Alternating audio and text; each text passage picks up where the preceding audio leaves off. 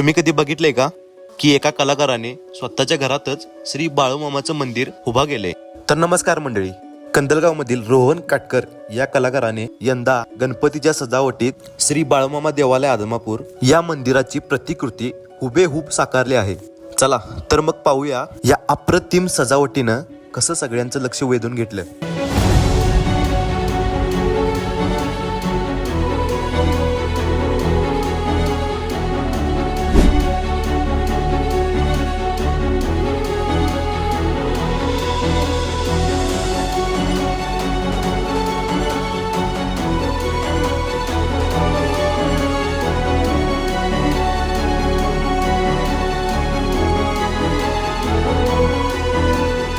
या प्रतिकृतीचं video shoot करत असताना जसे की खऱ्याच मंदिरात आलोय असं वाटत होतं.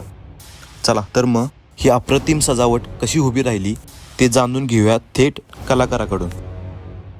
उद्दिष्ट काय म्हणजे मी कसं दरवर्षी वेगळे केल्यामुळे याडावला मी मनात धरलेलं आहे की बाळूमामाची मूर्ती म्हणजे मंदिराची प्रतिकृती तयार करायची. दरवर्षी मी वेगवेगळे करतोय. 2022ला मी अंबाबाई मंदिर, त्यानंतर पंढरपूर, त्याच्यानंतर हे दगडी चाळ केली. मी याडावला ठरवलेलं की बाळूमामा मंदिर हे करायचंच. त्यामुळे मी ते एकदा डोक्यात घेतल्यामुळे ते केलं. ही सजावट तयार करायला मला 1.5 महिना लागला आणि 1.5 महिन्यात मी एकट्यानंच म्हणजे स्वतः एकट्यानंच सगळं तयार केले. मी कसं सकाळी कामावर जाऊन संध्याकाळी 9 ते 12, 12:30 पर्यंत रात्री तेवढं 2-3 तास करून तेवढंच करायचं. मंदिराच्या बारकाव्या म्हणजे मी फुडली फ्रंट बाजू आणि साईडचं ते जिना टप्पे आणि हे आपलं शिखर किंवा हे ते असं म्हणा त्याच्यावर सगळं लक्ष दिलं. हत्ती म्हणा, ही कुंड्या, हे असं सगळे काम करताना सर्वात मोठं आव्हान म्हणजे काय, पूर्ण मंदिर हाय असं सेम व्हायचं हेच म्हणजे उद्दिष्ट होतं. त्या पद्धतीनं मी केलंच ते सक्सेसच झालं. दोन्ही पण आहे, भक्ती पण आहे आणि कला पण आहे. कलेच्या मार्फत ते दाखवले आणि माझी भक्ती पण आहे, कारण मी दर अमावस्याला बाळूमामाला जाऊन येतोय. त्यामुळे मी ते असं निश्चय धरलेलाच आणि ते मामांच्या आशीर्वादाने म्हणजे पूर्ण झालंच. भविष्यात म्हणजे कसं आता हे या वर्षी झालं, पुढल्या वर्षी आणि 4-5 महिन्यानंतर मग पुढल्या वर्षी जे काय डेकोरेशन करायचं आहे ते डोक्यात घ्यायचं. मंदिराच्या या कलात्मक सजावटीने प्रत्येकाला चकित केले. चला तर त्यांचा रिस्पॉन्स बघूया. दरवर्षी गणेश चतुर्थीला आमचे मित्र रोहन काटकर यांच्या घरामध्ये काहीतरी नवीन नवीन देखावा येत असतो. महालक्ष्मी मंदिर असू दे किंवा लालबागच्या राजाचं मंदिर असू दे, अशी वेगवेगळी कलाकृती साकारण्याचं काम त्यांनी यावेळी केलेलं आहे. यावेळी काय करणार अशी उत्सुकता आमच्यासारख्या गणेश भक्तांना होती. त्यामुळं आम्ही रोहनकडे सारखं म्हणतो की यावेळीचा आरास काय आहे किंवा गणपतीसाठी देखावा काय आहे. तर पहिल्यांदा ज्यावेळी काम चालू होतं त्यावेळी मी येऊन बघितलं, त्यावेळी आम्हाला काही समजलं नेमकं काय चालू आहे.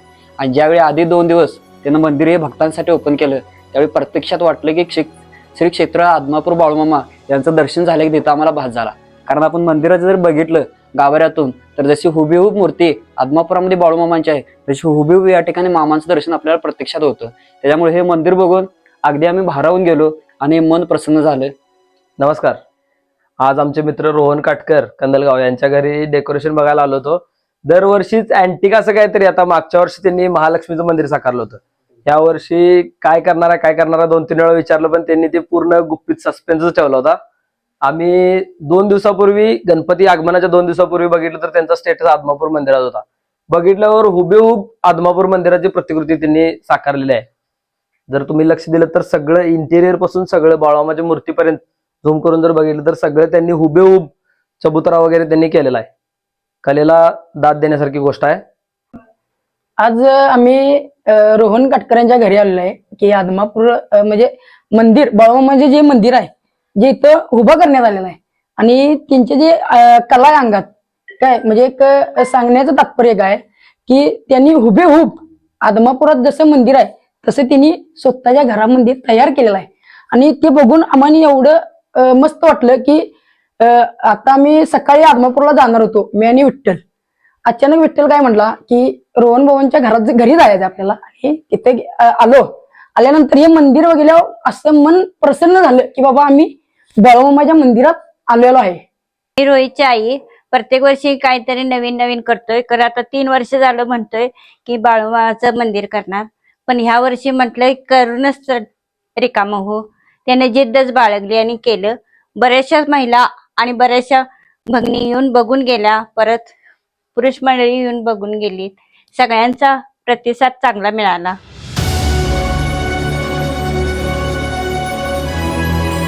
गावच्या कलाकारांनी साकारलेलं हे मंदिर फक्त सजावट नाही, तर ते भक्तीची आणि मेहनतीची झलक आहे. तुम्हाला ही सजावट कशी वाटली ते कॉमेंटमध्ये नक्की सांगा.